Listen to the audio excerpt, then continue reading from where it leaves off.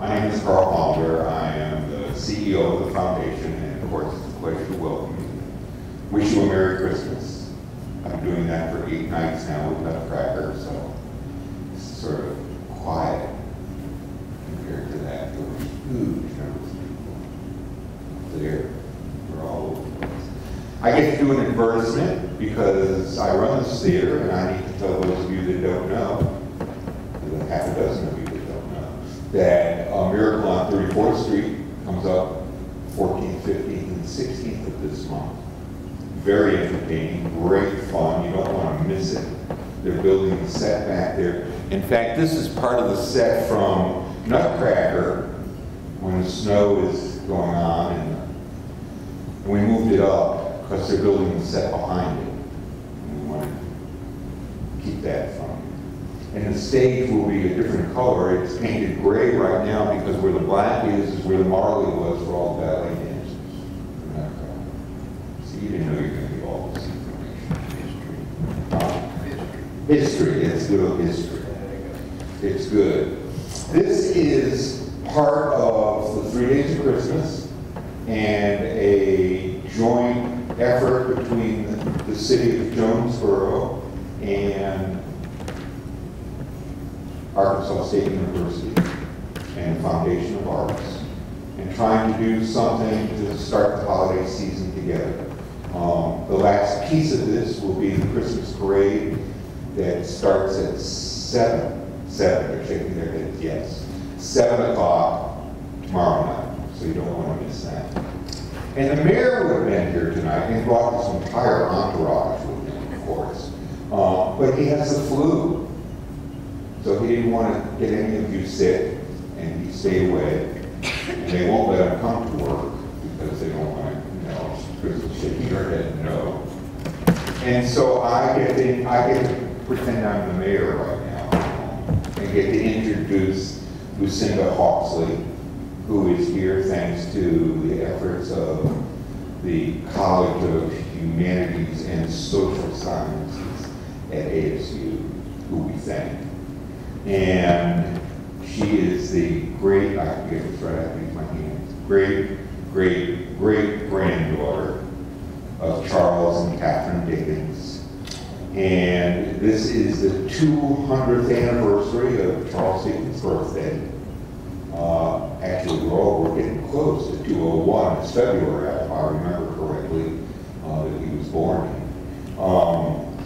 And Lucinda is going to come out and talk to you a little bit and read a little bit from Charles Dickens' 1843 novella, A Christmas Carol.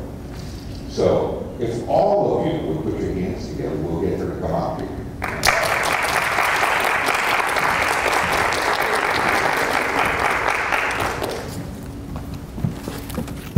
Wow, there's so many of you.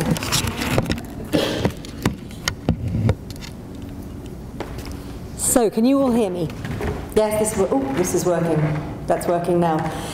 So I'm going to read from Christmas Carol, but I also thought you can't understand Christmas Carol unless you really know what was happening in Charles Dickens' life up to the time that he wrote Christmas Carol at the age of 31. So you need to go back to his childhood. And as you're all aware, he was born 200 years ago, 7th of February 1812, when Britain was at war. He was born actually not under Queen Victoria. We always think of him as a very famous Victorian, but he was born under the reign of George III, just after George III had been declared insane and his son had started to reign as regent. It was a very flamboyant time, but it was a time of great economic depression.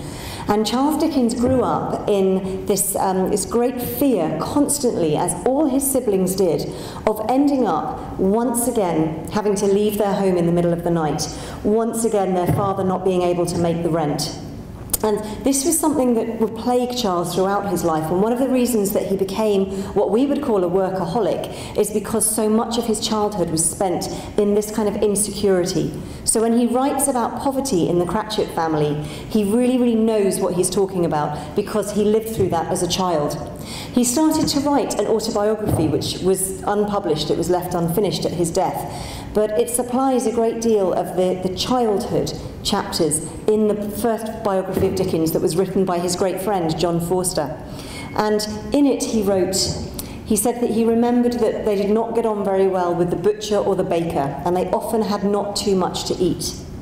When he was 12, his father was arrested and was taken into a debtor's prison.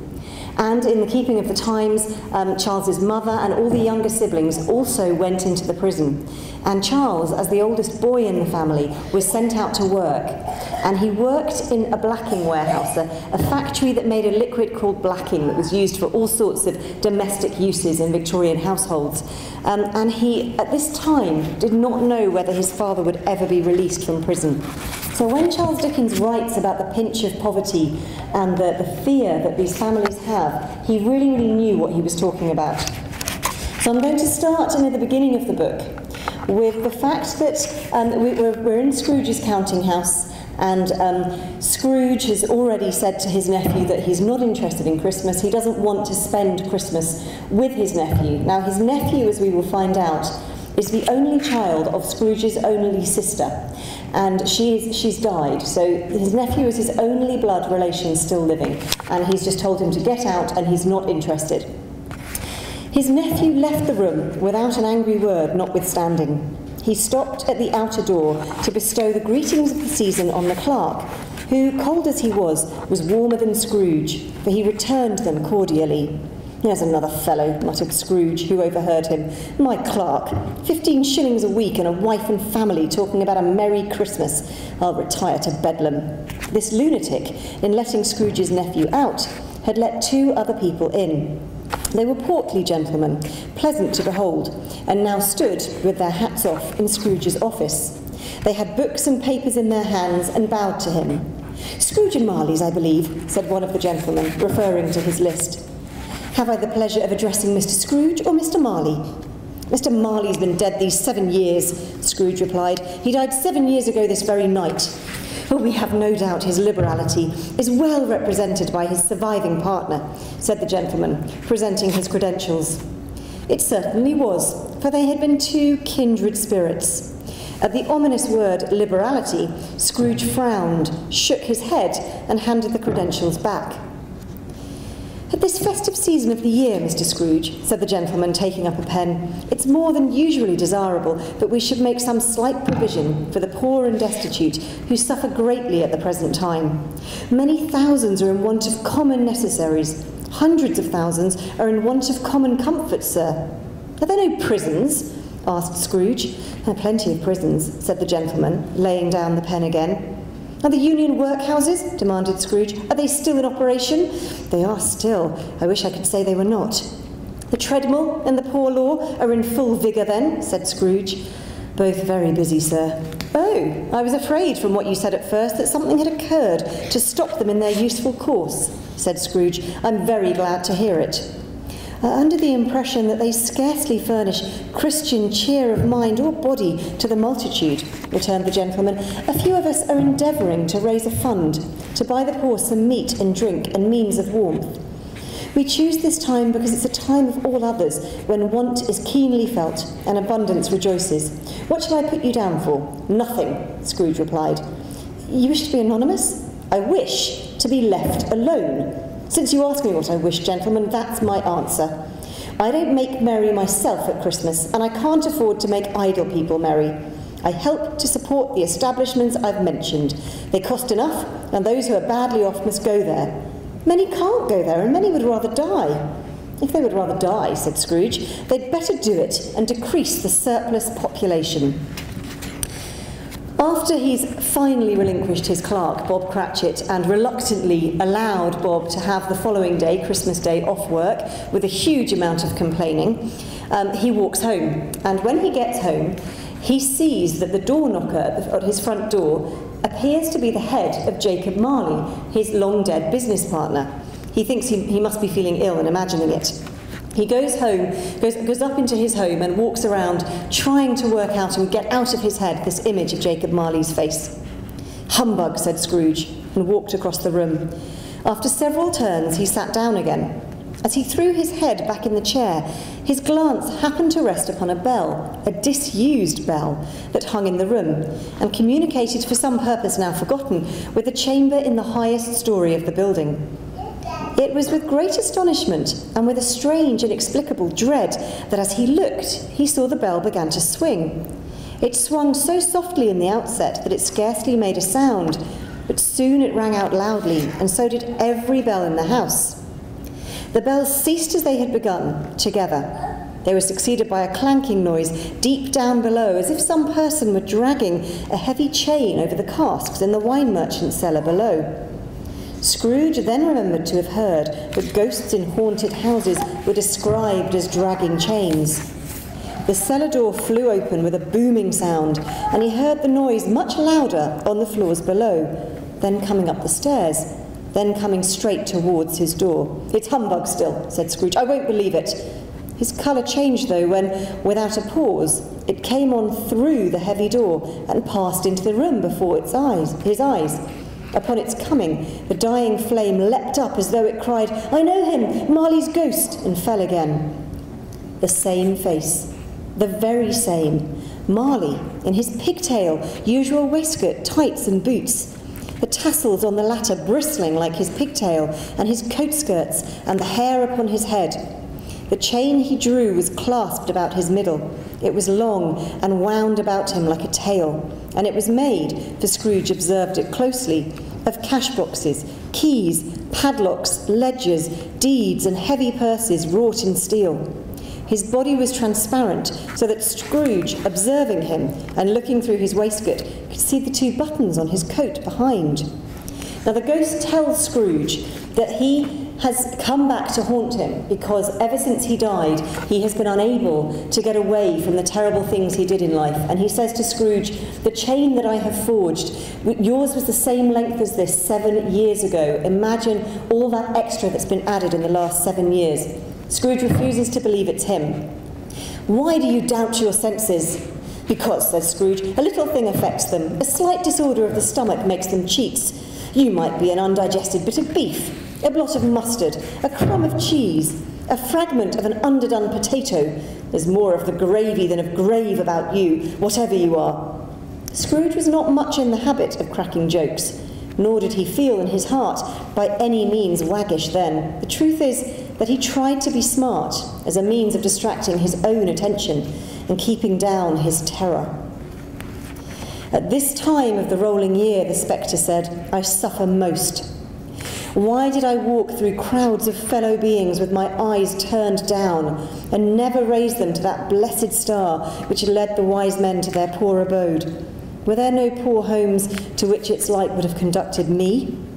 Scrooge was very much dismayed to hear the spectre going on at this rate, and began to quake exceedingly. "Hear me," cried the ghost, "my time is nearly gone." "I will," said Scrooge, "but don't be so hard upon me. Don't be flowery, Jacob, pray." "How is it that I appear before you in a shape that you can see? I may not tell. I have sat invisible beside you many and many a day." It was not an agreeable idea. Scrooge shivered and wiped the perspiration from his brow. "I'm here tonight to warn you that you have yet a chance and a hope of escaping my fate. A chance and a hope of my procuring Ebenezer." "You were always a good friend to me," said Scrooge. "Thank ye." "You will be haunted," resumed the ghost, "by 3 spirits. Scrooge's countenance felt almost as low as the ghost's had done. "Is that the chance and hope you mentioned, Jacob?" he demanded in a faltering voice. "It is." "I think I'd rather not," said Scrooge. "Without their visits," said the ghost, "you cannot hope to shun the path I tread. Expect the first tomorrow when the bell tolls 1. "Couldn't I take them all at once and have it over, Jacob?"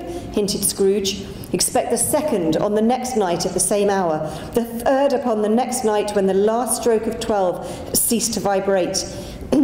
Look to see me no more, and look that for your own sake you remember what has passed between us."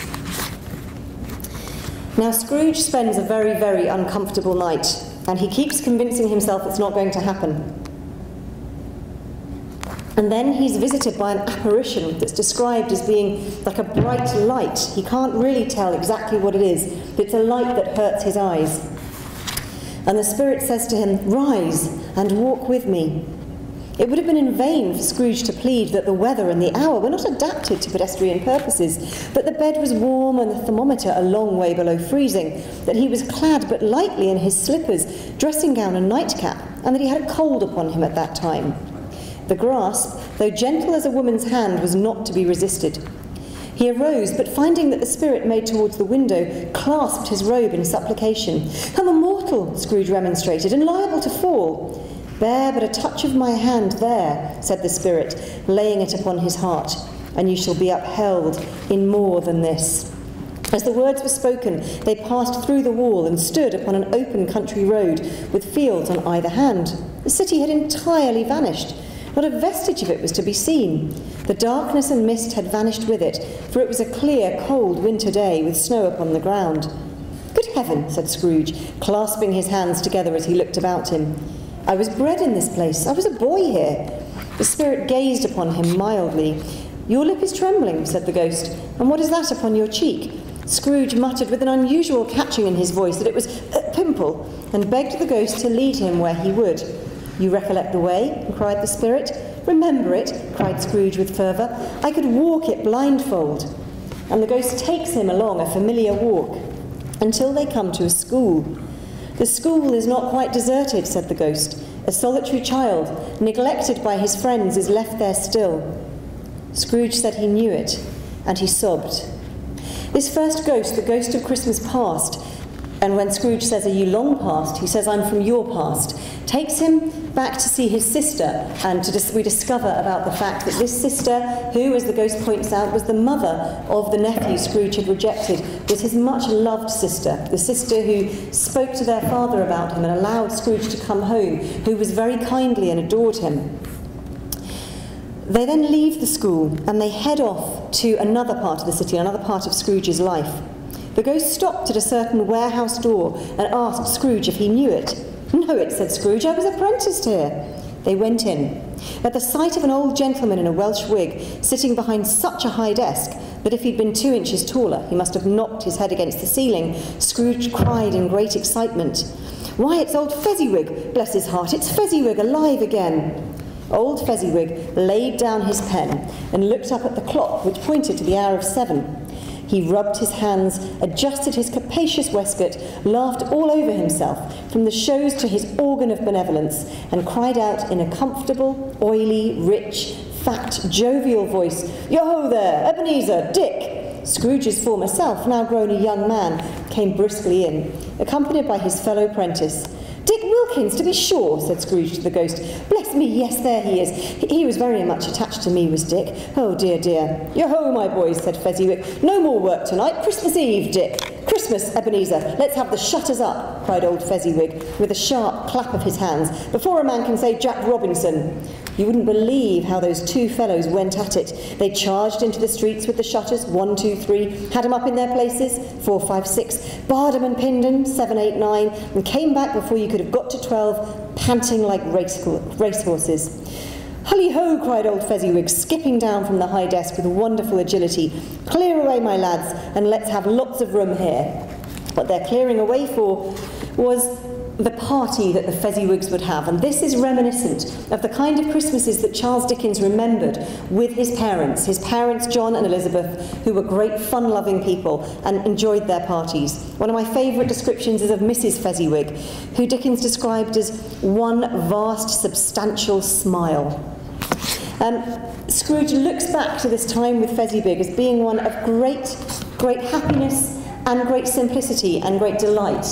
And the ghost starts to point out to him that this was before Scrooge began to fall in love with the idea of money.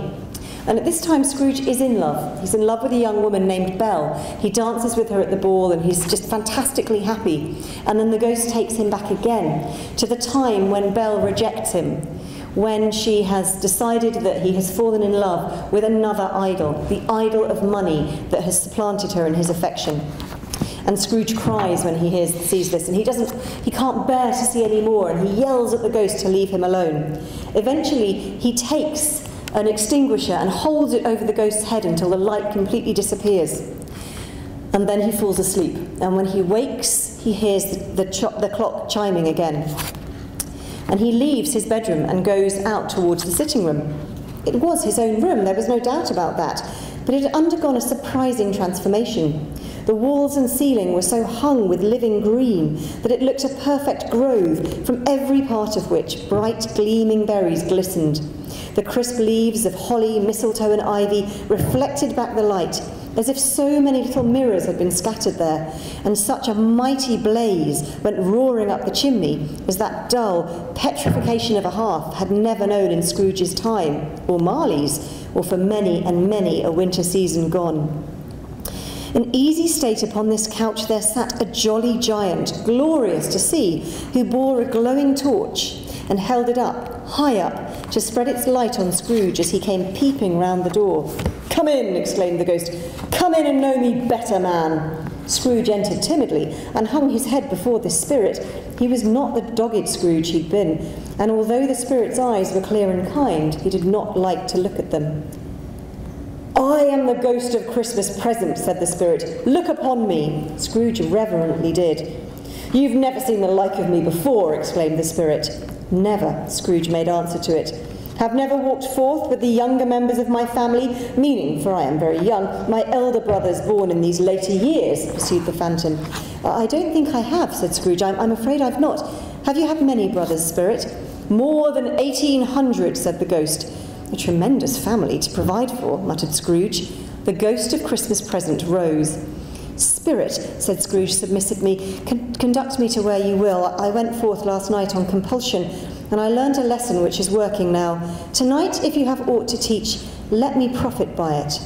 "Touch my robe." Scrooge did as he was told and held it fast. Now, the spirit takes him to see various different scenes. One of my favourite is where Scrooge suddenly stops being Scrooge and becomes absolutely the voice of Charles Dickens. And it's where he criticises religion. Now, Dickens was very religious, and he became a Unitarian about the time that he wrote Christmas Carol. But what he couldn't stand was religious hypocrisy, what he called Sunday Christians, people who got all dressed up in their Sunday finery, went to church and then walked home ignoring all the starving people on the streets beside them. And this moment when Ebenezer Scrooge really becomes Dickens is one of my favourite parts from this. "In time the bells ceased, and the bakers were shut up. And yet there was a genial shadowing forth of all these dinners and the progress of their cooking in the thawed blotch of wet above each baker's oven, where the pavement smoked as if its stones were cooking too." Is there a peculiar flavour in what you sprinkle from your torch?" asked Scrooge. "There is, my own." "Would it apply to any kind of dinner on this day?" asked Scrooge. "To any kindly given, to a poor one most of all." "Why to a poor one most?" asked Scrooge. "Because it needs it most." "Spirit," said Scrooge after a moment's thought, "I wonder you, of all the beings in the many worlds about us, should desire to cramp these people's opportunities of innocent enjoyment." "I?" cried the spirit.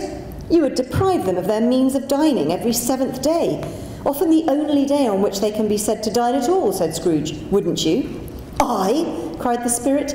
"You seek to close these places on the 7th day," said Scrooge. These are the bakers' ovens, where the only place that poor people can heat their food, no one having ovens in their house if they were poor at this time.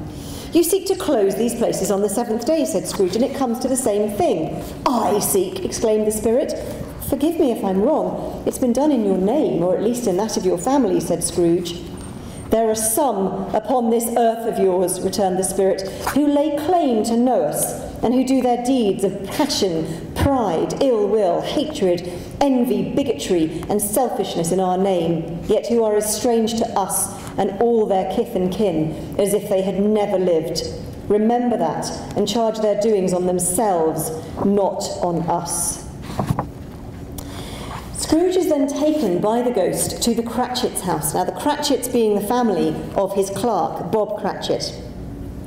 Then up rose Mrs. Cratchit, Cratchit's wife, dressed out but poorly in a twice-turned gown, but brave in ribbons, which are cheap and make a goodly show for 6pence. And she laid the cloth, assisted by Belinda Cratchit, second of her daughters, also brave in ribbons, while Master Peter Cratchit plunged a fork into the saucepan of potatoes, and, getting the corners of his monstrous shirt collar, Bob's private property, conferred upon his son and heir in honour of the day, into his mouth, rejoiced to find himself so gallantly attired, and yearned to show his linen in the fashionable parks.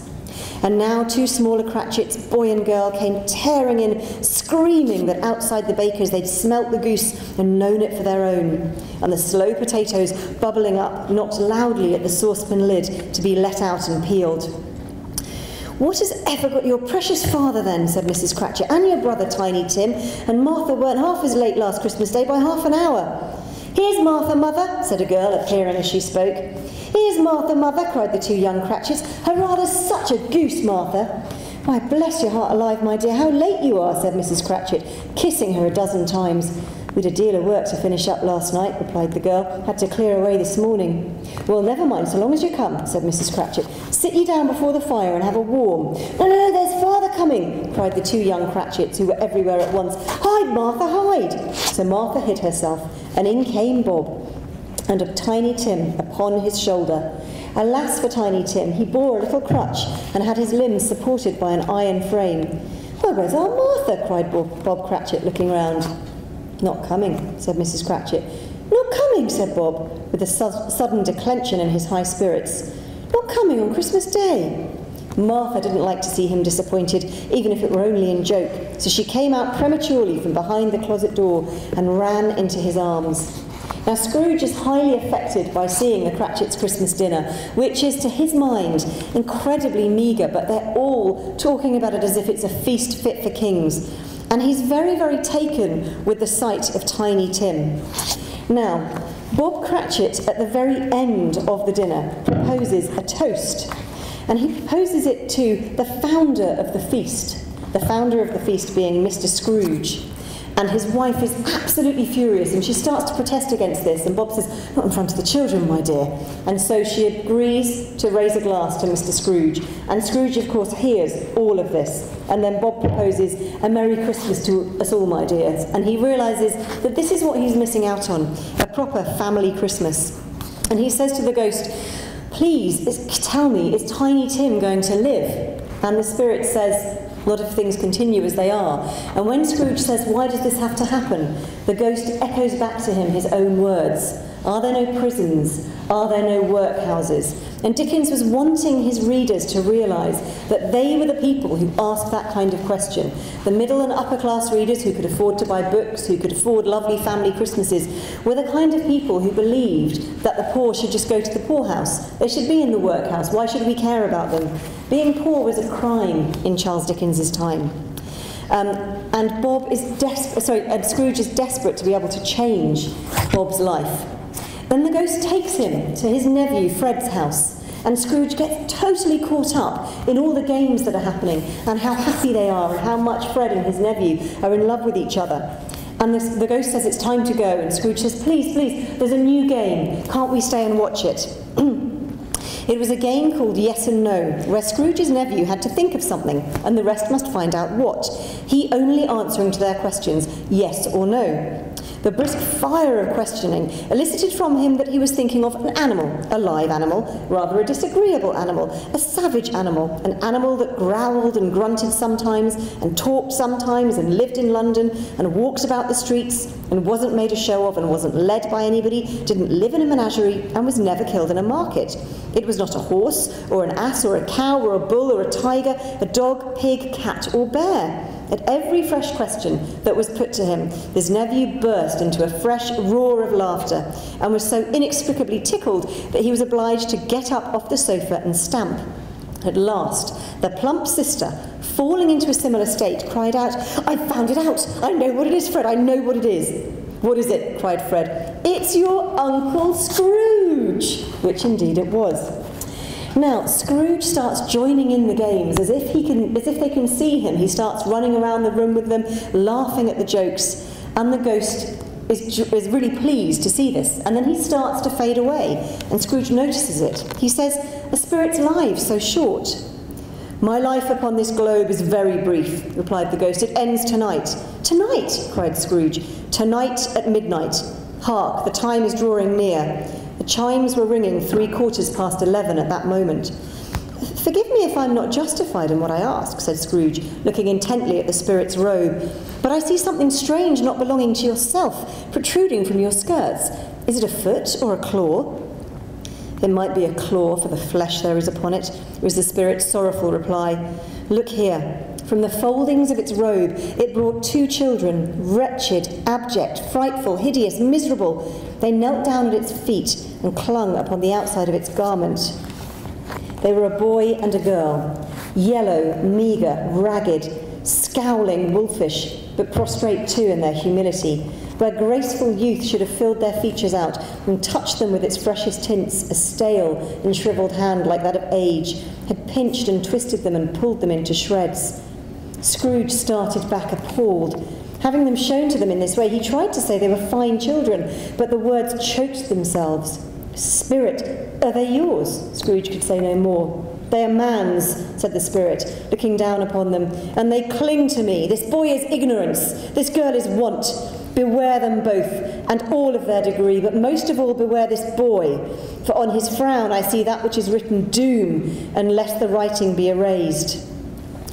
And this for Dickens was one of the most important pieces in this book, and it's one that's usually left out of adaptations as being too depressing, too miserable. But what Dickens was saying to his readers was, every single one of you is responsible for these children. Every single one of you is responsible for making sure that no child grows up in want, in poverty and misery, and in ignorance, that the children who were not educated, who were starving on the streets, who were sold into prostitution, who were beaten by their parents, who didn't have enough to eat, who were orphans living on the streets, every single one of those were the responsibility of his readers, and that unless they did something about it, ignorance and want would constantly be stalking the earth. Now the third ghost who appears is a totally silent ghost, a hooded, cowled figure like the Grim Reaper. And he refuses to speak to Scrooge, and he just takes him to various different scenes. And Scrooge sees people laughing over the death of somebody. He doesn't know who it is, but they're all saying how unimportant he was, how missed he won't be. Can they be bothered to go to the funeral? Only if he's left money for there to be food. He sees people squabbling over clothing and the bed curtains that have been torn down while somebody dead was lying on it. There are no mourners. There's nobody to bury this person. And then he says to the Spirit, can you show me some tenderness associated with this death? And he takes him to a house where a very impoverished couple are thrilled with delight at the death of this man, who they owed money to and was so grasping and mean and refused to help them. And they said, well, once his will has been sorted out, our debt will be transferred to someone else. By then we'll be able to afford to pay it off. So they're the ones rejoicing at his death. And Scrooge then is taken to see a gravestone, and on this gravestone he reads his own name, and he says to the Spirit, can this writing be erased? Can I change my life? And he has to wake up to find out whether that's the case or not. He wakes up in his own bed. He can't believe it's still, he calls out of the window, what day is it? And this little boy says, well, it's Christmas Day, of course. And he realises they've done it all in one night, from when Marley visited him on Christmas Eve to now it's first thing in the morning on Christmas Day. And he calls to the boy, go and buy the huge prize turkey at the poulterer's on the corner.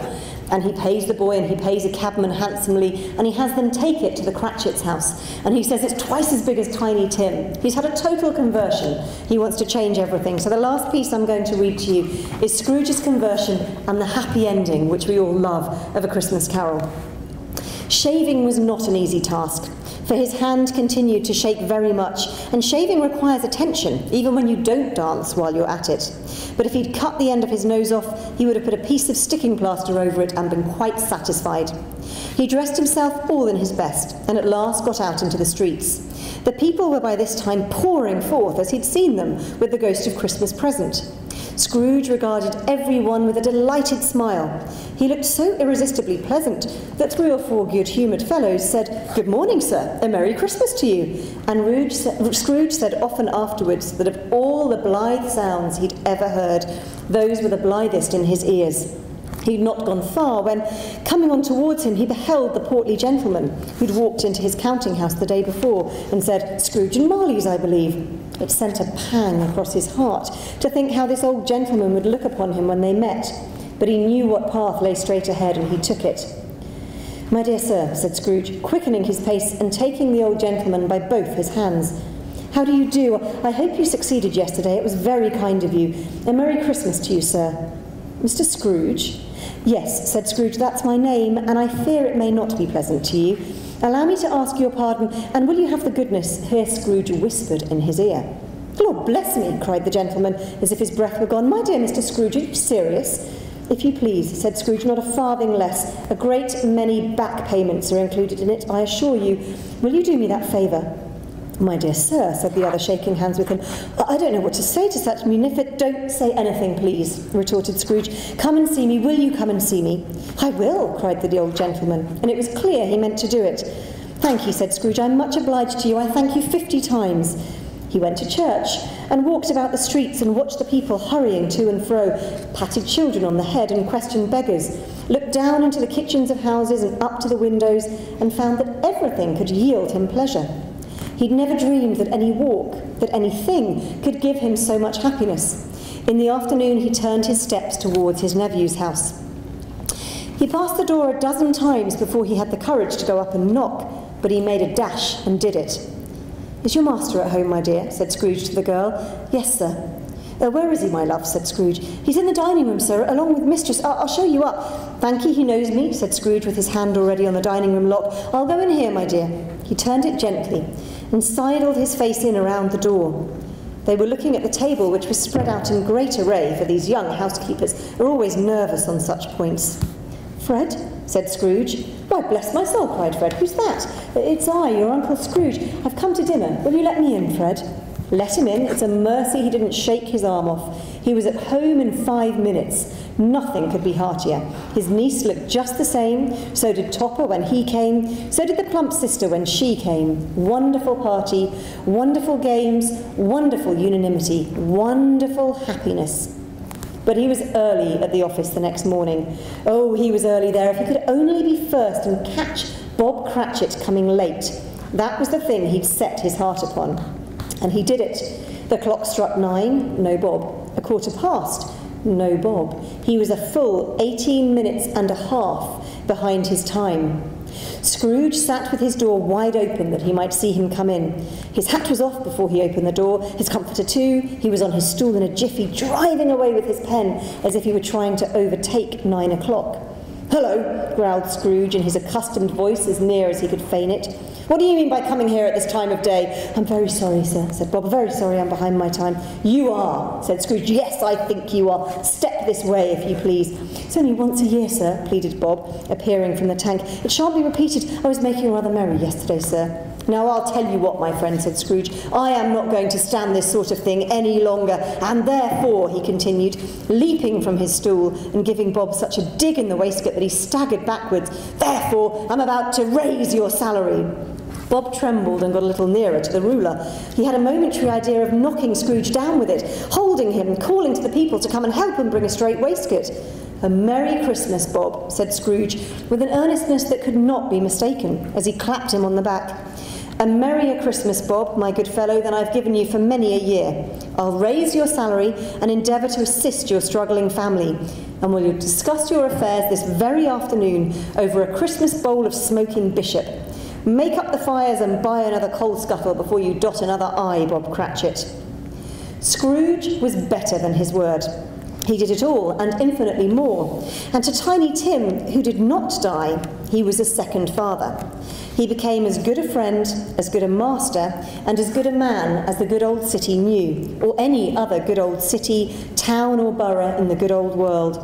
Some people laughed to see the alteration in them, but he let them laugh, and little heeded them, for he was wise enough to know that nothing ever happened on this globe for good, at which some people did not have their fill of laughter at the outset. He had no further intercourse with spirits, but lived upon the total abstinence principle ever afterwards, and it was always said of him that he knew how to keep Christmas well, if any man alive possessed the knowledge. May that truly be said of all of us. And so, as Tiny Tim observed, God bless us every one. Now, Charles Dickens wrote this as a result of a trip he had made to Manchester. He made a trip to Manchester in the autumn of 1843, and he thought that he'd seen terrible poverty in London. But when he went to Manchester in the height of the Industrial Revolution on a very cold, late autumn day, he realised that there was even more poverty and misery than he could possibly have imagined. He had also been asked to write a report for the government on poverty, child poverty in particular, and he decided that instead of writing a government report that would barely be read by anybody, he would write a little novella. And he wrote this book in 6 weeks. He said it was to strike a hammer blow in favour of the poor man's child. As I say, he wrote it in just 6 weeks while he was writing his other journalism and things alongside. It was published on the 19th of December, 1843. 6,000 copies, a very large print run. By today's standards, that's really quite large with digital printing, but 6,000 print run in time when very few people were literate, very few people could afford to buy books, and yet every one of those copies sold out by Christmas Eve. It was on its 3rd print run by the beginning of January, and it has never ever been out of print to this day. The response was enormous. Interestingly, Dickens's publishers were down on him at this point because his previous novel, Martin Chuzzlewit, hadn't done so well, and they weren't willing to take a chance on this book.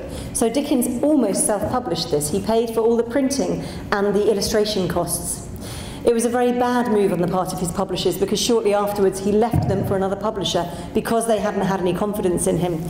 Christmas Carol is translated into multiple languages. It's performed and read and discussed all over the world every single Christmas time. In 1867 to 68, Charles Dickens came to America for the 2nd time. He was there for Christmas that year, and he gave a talk in Boston and a reading of A Christmas Carol.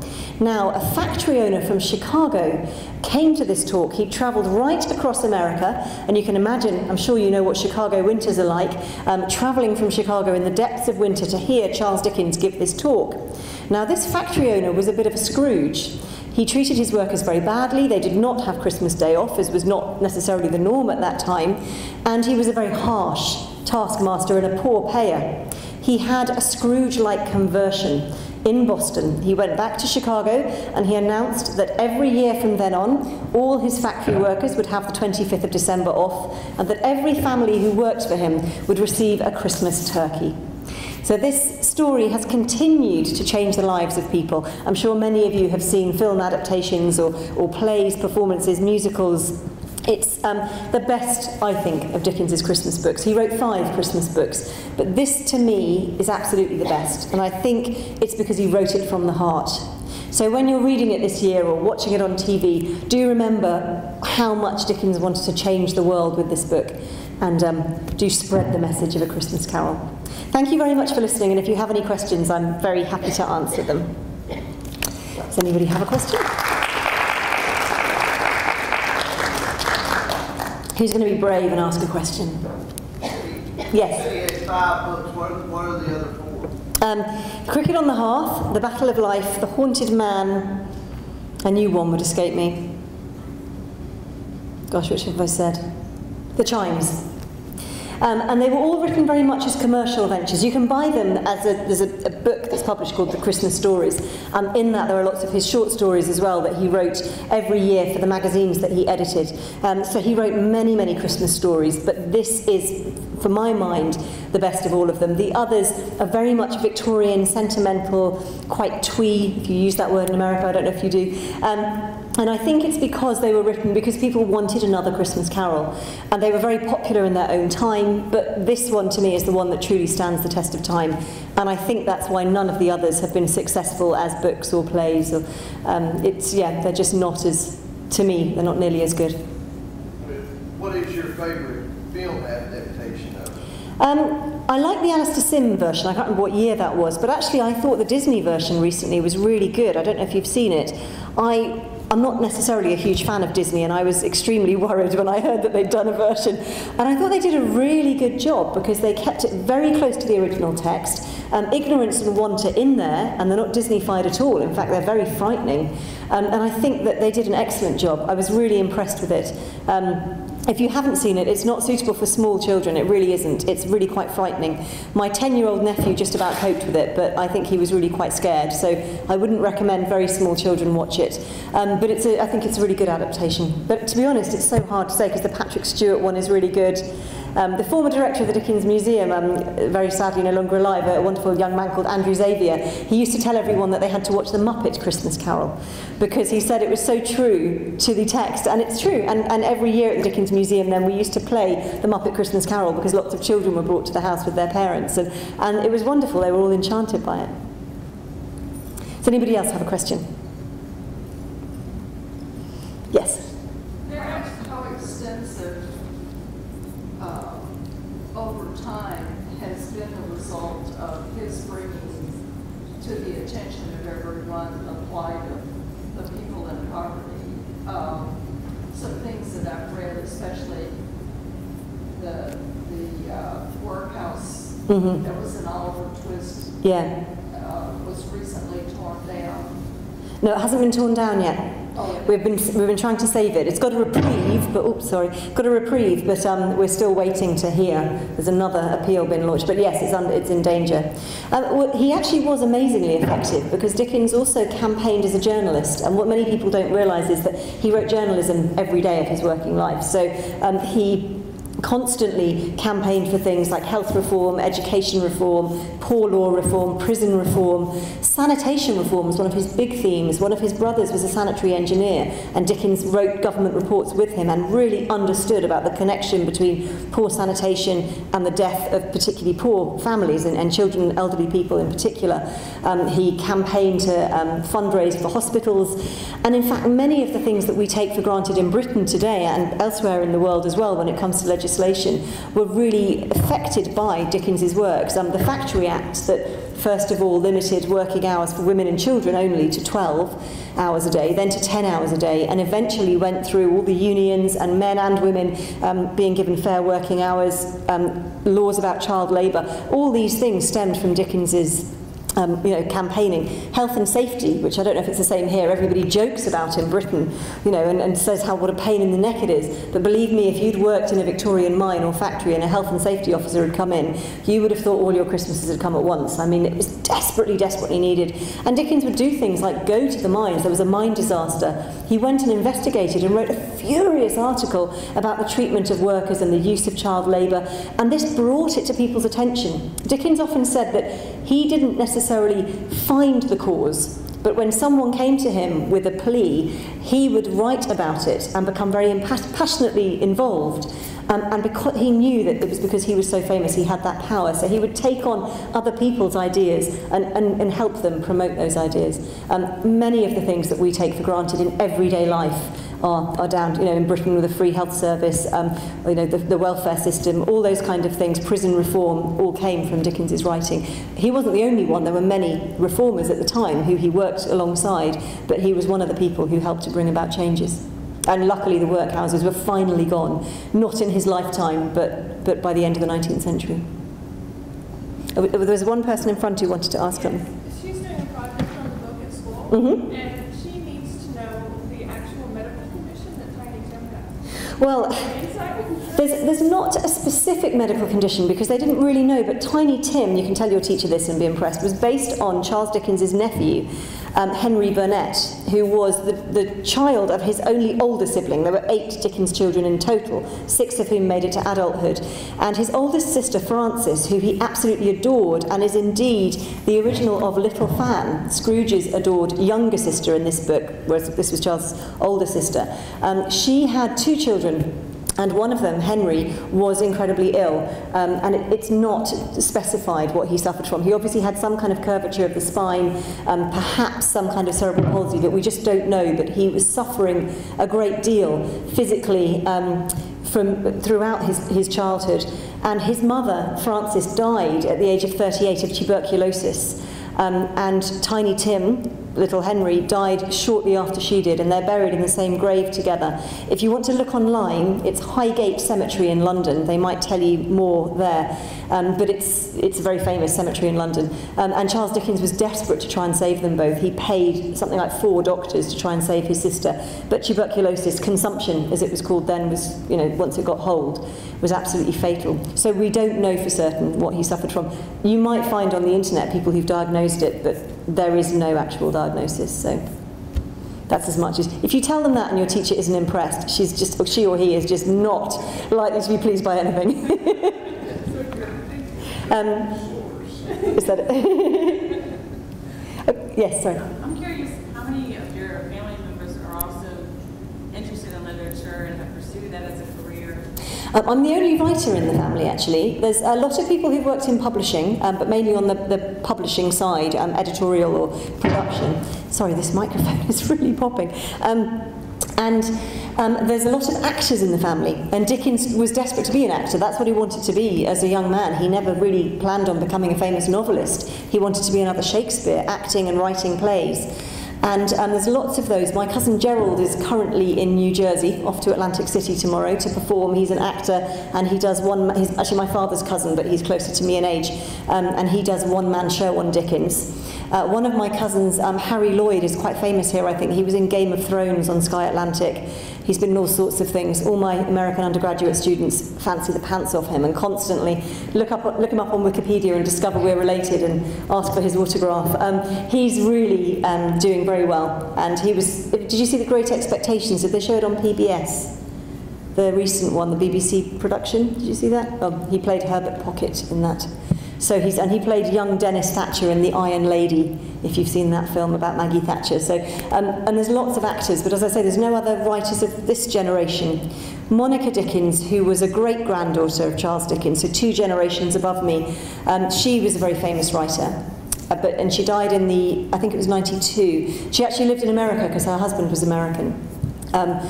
And there were another great-grandson, he was called Cedric Dickens, and he wrote several books about Dickens, kind of drinking with Dickens, eating with Dickens, pub crawls about Dickens's London.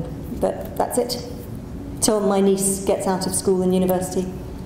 At the moment she wants to be a writer, but I'm kind of encouraging her to get a better paid job first.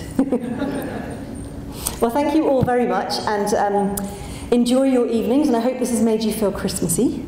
And thank you very much for coming along. The norm at that time, and he was a very harsh taskmaster and a poor payer.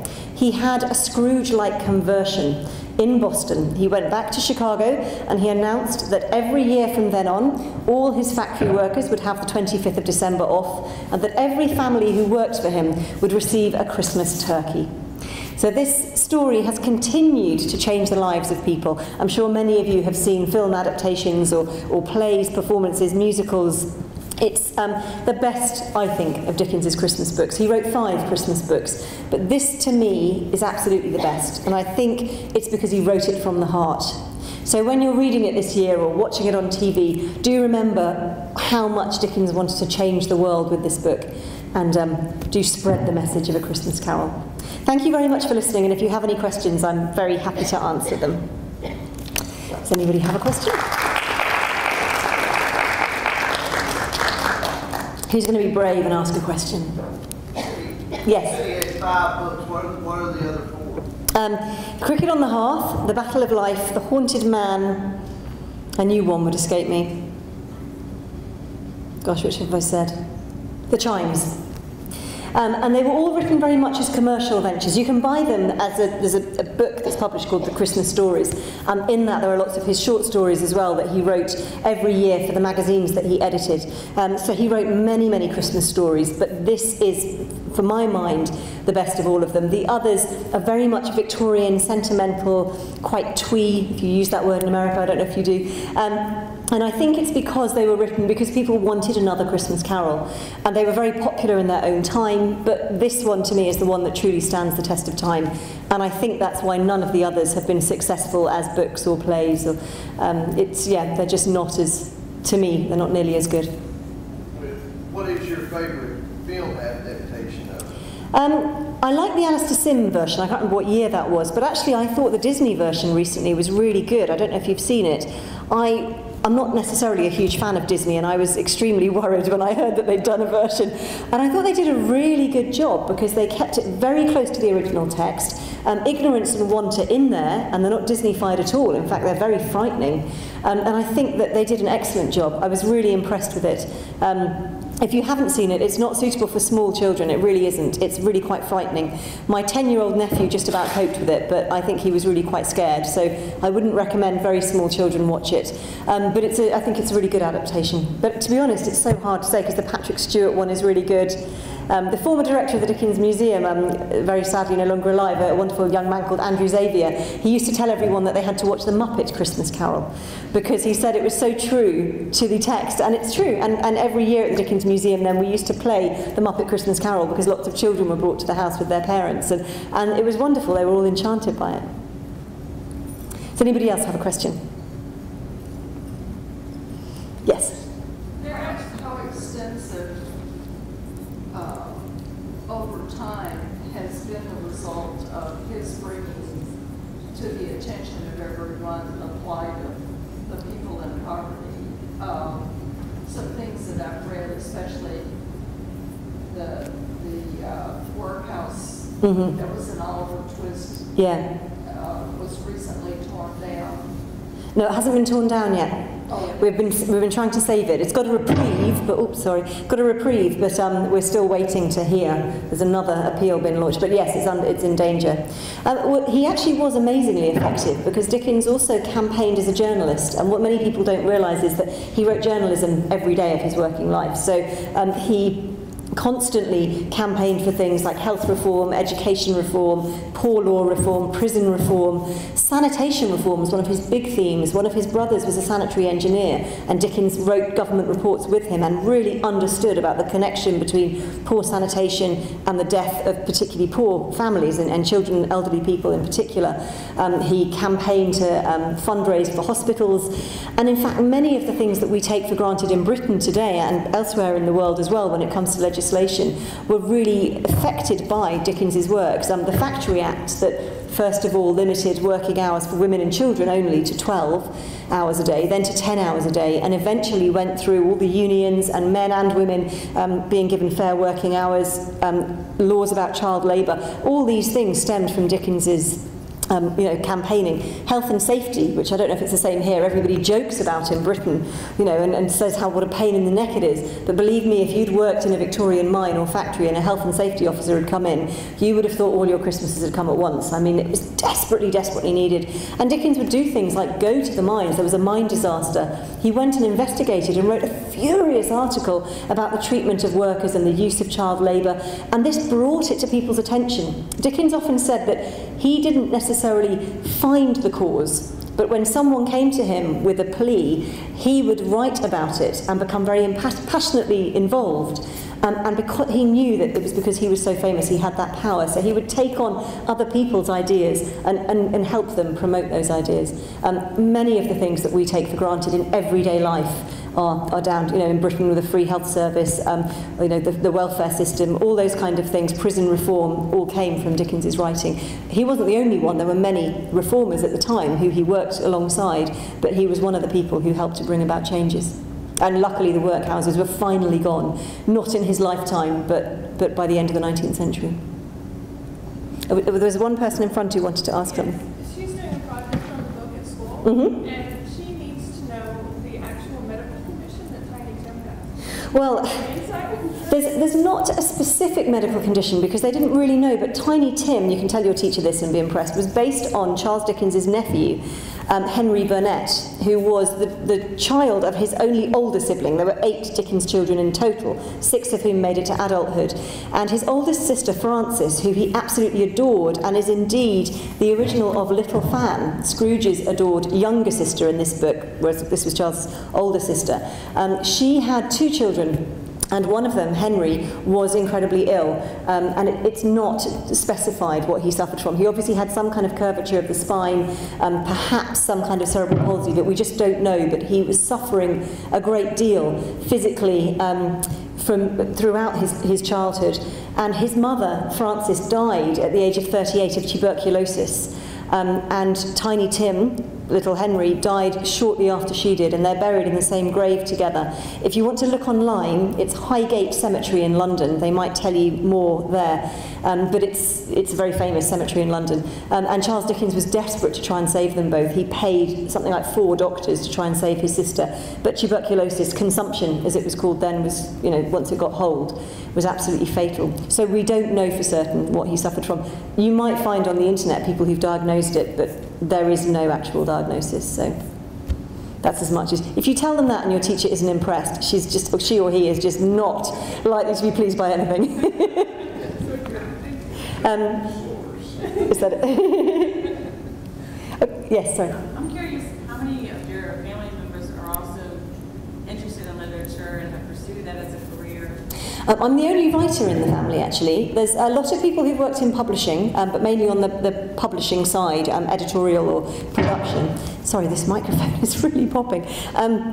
There's a lot of actors in the family, and Dickens was desperate to be an actor. That's what he wanted to be as a young man. He never really planned on becoming a famous novelist. He wanted to be another Shakespeare, acting and writing plays. And there's lots of those. My cousin Gerald is currently in New Jersey, off to Atlantic City tomorrow to perform. He's an actor, and he does he's actually my father's cousin, but he's closer to me in age, and he does one-man show on Dickens. One of my cousins, Harry Lloyd, is quite famous here, I think. He was in Game of Thrones on Sky Atlantic. He's been in all sorts of things. All my American undergraduate students fancy the pants off him and constantly look him up on Wikipedia and discover we're related and ask for his autograph. He's really doing very well. And he was... Did you see The Great Expectations? Did they show it on PBS? The recent one, the BBC production. Did you see that? Oh, he played Herbert Pocket in that. So he played young Dennis Thatcher in The Iron Lady, if you've seen that film about Maggie Thatcher. So, and there's lots of actors, but as I say, there's no other writers of this generation. Monica Dickens, who was a great-granddaughter of Charles Dickens, so 2 generations above me, she was a very famous writer. And she died in I think it was 92. She actually lived in America because her husband was American. And there another great-grandson, he was called Cedric Dickens, and he wrote several books about Dickens, kind of drinking with Dickens, eating with Dickens, pub crawls about Dickens's London. But that's it. Till my niece gets out of school and university. At the moment she wants to be a writer, but I'm kind of encouraging her to get a better paid job first. Well, thank you all very much, and enjoy your evenings, and I hope this has made you feel Christmassy. And thank you very much for coming along.